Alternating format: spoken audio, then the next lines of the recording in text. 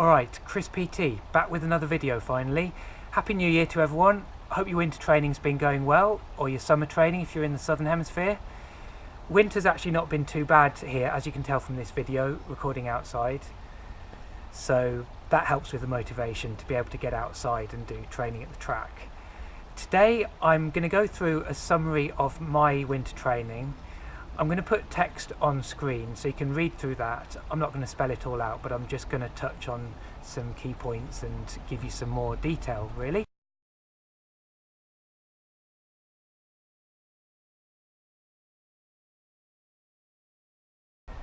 So, what do I do week to week? I try to make both the group sessions at the track with our sprint coach. So I've listed a few of the sessions that we do. There's maybe between 7 and 10 people turn up normally, maybe up to 12 people, and there's normally at least one or two guys there who are similar to me or maybe slightly faster, so that's really good. We can be competitive against each other. Sled pulling is one of my favourite sessions. It's really good for practicing your start, your drive phase and acceleration. So I've actually improved on that, which is great. But I'm not going to go too much into my own times in this video. That'll be for another video. This is just to summarise what we do really here. So there's different distances that we do. Our coach tends to emphasise speed endurance, so you'll see we do quite a lot of repeats, and we go up to, well, we go up to 300 meters actually. I think that's the next session, doing 300 meters. We also do sessions like the 15 repeats of 60, and when we do that, that's not the only thing we do. We'll then do 10 uphill sprints after that. So like I said, a lot of speed endurance. The sprinting to the whistle, just to explain that. So we run around the track 4 laps, maybe 5, and our coach Bob, he blows the whistle kind of at random really, but he'll blow the whistle for us to sprint, and then he'll blow the whistle for us to slow down to a slow jog. And sometimes he'll make a sprint for quite a long time. Sometimes it'll be really quite a long time. That would be like maybe up to 10 seconds, and then the shortest would be like 2 seconds. So you never really know what's going to happen, and it's really punishing because you accelerate, then you have to stop, and then he might do short and then short very soon again. We might have quite a long recovery, and then suddenly you got to go again.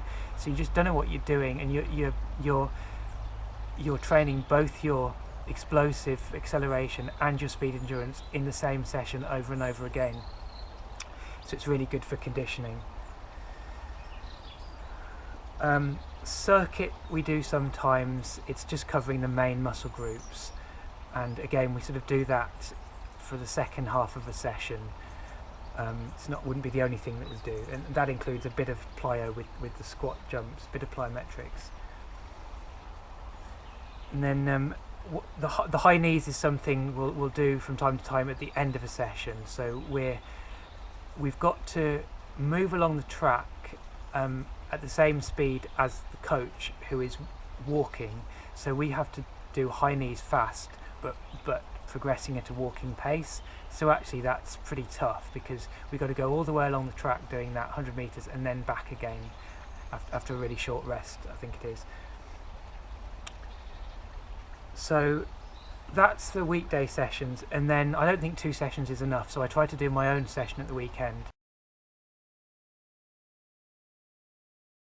In the summer I was a bit more rigorous, planning a certain number of sets of a certain distance, planning that in advance. But recently I've been working on technique, but also kind of deciding what to do on the day. I know sometimes that can mean that you don't train as hard, but I'm really motivated to improve my technique. So in particular I've been doing lots of starts, and I watch YouTube videos, I read stuff online, and then I go back to my starts and I'll focus on one thing, train it a few times, you know, do a few starts and then focus on another thing. So that's what I've been doing, and then beyond that I'll do 60 meters, maybe 100 meters, still focusing on technique. I might go all out for one or two, but mainly it's sort of 80-90%, and that's actually partly because I've not been quite in the form I was in during the summer. It's a bit hard to explain, but I've been away, I was travelling, I went to Canada, I got jet lag, I haven't been sleeping that well, and I've been busy with other work, so I haven't been able to push it quite as hard with the sprinting. I've been sort of careful with that. So yeah, and the other thing with my own session is, because in the winter we do more of the speed endurance, I don't want to let my technique slip on the starts and the drive phase, which I know has been weak for me. So, you know, that's what I've been focusing on. Right, moving on to weights or resistance exercises. It's an interesting one, this, because some people think doing weights is really important for improving your sprinting. You know, if you do the weights over the winter, that improves your strength and power to then build on with your technique and your sprinting sessions over the summer. But other people say that it makes very little difference, if at all, provided you do the right sorts of exercises and drills alongside your sprinting, or even at sprinting sessions. So on that spectrum, I'm more towards the view that you don't need that much in the way of weights. You know, that it's kind of icing on the cake. It gets you a little advantage, but it shouldn't be that fundamental. When I say weights, I mean really heavy weights, you know, the squats and deadlifts and things. But I do quite a few exercises using dumbbells. In particular, I do Bulgarian split squats, because you're isolating the leg, the single leg, and obviously in sprinting it's one leg at a time, and you're loading the glutes and the quads, but especially the glutes. Yeah, basically you're isolating the leg and you're working the glutes, and also I tend to push quite hard off the toes, so I'm trying to mimic the sprint action, and that's what I increasingly do with any exercises really. While I'm doing them, I try to mimic the sprint action, so I'll try and be up on my toes, I'll try and be a bit more explosive, you know, while trying to stay safe with weights. And also just generally deciding what exercise I'm going to do in the first place, I think to myself, how does this exercise relate to sprinting? Is it going to help specifically with an aspect of my sprint training? So that's the Bulgarian split squats. And then the hamstring curls. It was Cody Bidlow, Athlete X, who helped me in a video by explaining precisely how the hamstrings are so important in sprinting, like in the drive phase. How, you know, once your leg is swung forward, it has to come back quickly, and it's the hamstrings which are working hard to achieve that. So I'm making sure to do hamstring exercises, mainly the hamstring curls using the stability ball. This is something that I used to do in the past anyway, so it's just continuing that really. Both legs together when I don't want to push it, but single leg to make it harder to progress it. And again, thinking of being slightly more explosive. Chest presses with the dumbbells. This is an exercise I kind of invented really. Hard to explain. I'll probably make videos showing these individual exercises. Well, hopefully I'll make videos. It still takes time, doesn't it? You know, you want to prioritize doing the exercises and doing your training, not all the video making, which can take a long time and be distracting. But anyway, back to the point.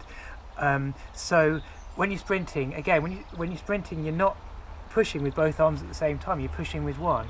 So I sort of lie back, I sort of arch my back a bit so that my elbow can go behind my upper body, and then I push the dumbbells with about 11-12 kilos of weight, and alternately push them up and I do that on a soft surface like on a bed so that my elbow can go right back.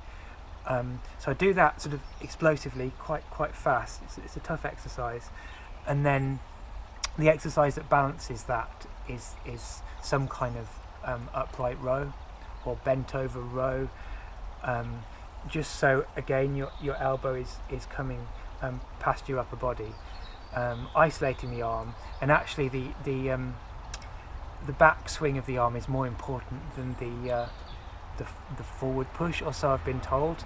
So I'll do at least as many pulling exercises as the pushing ones. So I mean, I do more exercises than those, but this is just a summary. So those are the key muscle groups. Right, gym sessions. I don't normally go to the gym, but I went a few times in the autumn with a friend from sprinting who got me some free passes, which was cool. And I mean, I've listed here the main exercises that I did.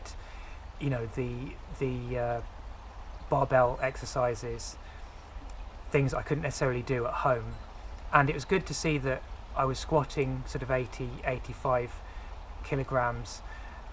Well, admittedly only for 2 or 3 reps, but it shows that the normal exercises I do, the dumbbell exercises and the plyometrics, do give me a reasonable level of strength and power anyway. So I'm not missing out too much. I mean, I'm only weigh 65 kilos, so that's like 145 pounds, so I'm quite light anyway. So I think I lift reasonable weights. Sprint drills on the spot, this is something I've kind of developed for myself as well. It took me a bit of time to work out how I could train in a small room at my house, and in the end I thought running on the spot but with adaptations could work. So I've sort of described here how I use it. It's actually a martial arts mat, and I've got it angled so it can be like running uphill kind of. So that's to try and mimic the way that you push off in the drive phase of sprinting. Obviously your foot's at an angle to the ground, and I'll try and make a video about this soon. It's probably easier than trying to describe it. Then hill runs, I'm lucky that there's a steep road quite near my house, and I try to do this when I think of it. And if I've been sitting at my desk too long at home, like even if I'm going to be doing a session later that day, I might get out and do the hill run. So like yesterday I did 8 of these hill runs around about 1:30, and then we had a tough session with the coach at the track at 6:30, but actually I coped fine with the session at the track, and I still did 25 seconds for 200 meters twice.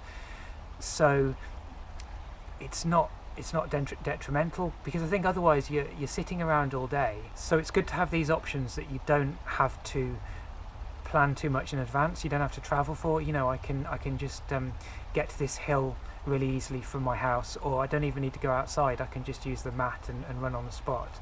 So I think if I can, the times I've been doing that, I've been doing stuff every day, maybe a couple of times a day. It really seems to have worked. It seems to help. So I've been busy recently, but I'm getting back into that now, and I think it's really effective. What else have we got? Oh, part of the hill running is the overspeed work, working on maximum speed, just being able to handle it, being able to control it.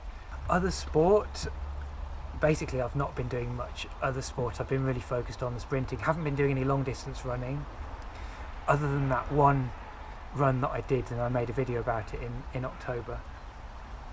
I've stopped doing judo. I really like judo, but I think there's just too much of an injury risk for sprinting, especially with competitions coming up. I play tennis socially. It's really good exercise. It gets your arms and legs moving in slightly different directions, so it's good to do something like that to balance out the motions of sprinting, which can sometimes be rather two-dimensional. You're just moving in one plane of motion. I think parkour used to do that for me as well. I'd like to do more parkour again if I've got time. Nutrition, well, that's a whole other topic. Probably I should separate that into its own video. You know, people have high fat diets or high protein or high carbs. Well, I've mentioned the zone diet, I mean, which kind of balances out the macronutrients, but it's almost like I do all three of the things I just listed. So I'll sort of crave fat, and I'll be kind of on a high fat diet for a few days, in that, you know, I'll maybe buy double cream and I'll add it to my coffee and stuff like that, or I'll eat more walnuts and cheese and stuff, and then, you know, maybe I'll be doing more weights or more explosive plyo, lots of training, and I'll go through a sort of high protein phase, and then, you know, that'll become too much. I'll just feel a bit kind of digestion's kind of a bit overworked, a bit weighed down, and I'll stop having so much protein. I might have more carbs, I'll do the pasta and so on. So for me, it's always the variety with the diet. I'm not a yo-yo dieter. Overall I'm reasonably consistent. It's just that it keeps me interested to move on to slightly different types of food. I sort of go with what I crave, and it means that when I come back to something that I haven't had for a while, I enjoy it more than having to stick to a regular diet.